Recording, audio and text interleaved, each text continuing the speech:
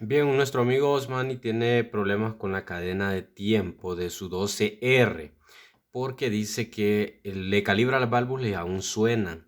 Entonces hay que verificar si la cadena está mala, si está estirada, porque en esos vehículos, todo lo que son los 20R, 22R, es muy frecuente eso. De hecho que en los 20R es un poquito menos frecuente porque en algunos vehículos de estas gamas entonces son un poco más resistentes. De hecho, hay un 22R redondo también que trae cadena doble.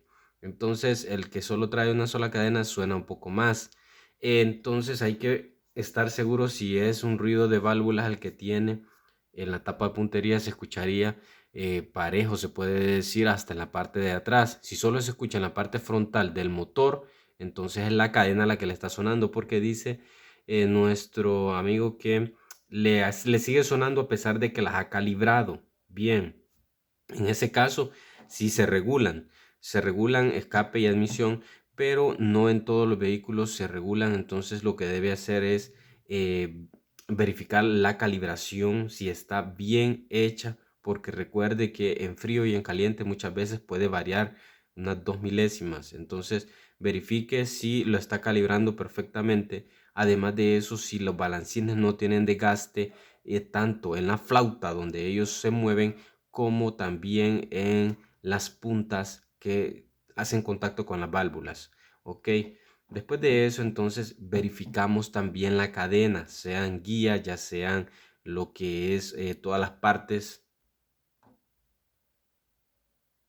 de la distribución, porque esto es necesario para que nosotros podamos tener un correcto funcionamiento. Cuando la cadena está sonando también tenemos problemas. ¿Por qué razón? Porque es un sonido similar cuando está muy estirada ya la cadena o las guías están ya quebradas, se ha desgastado todo. Además, cuando tenemos un nivel muy bajo de aceite también tenemos problemas, o cuando el aceite ya está totalmente quemado. Entonces el motor comienza a hacer más sonido de lo acostumbrado. Tenemos que estar verificando siempre tanto la calidad del aceite para que esta cadena trabaje de manera óptima, como la cantidad o el nivel del mismo.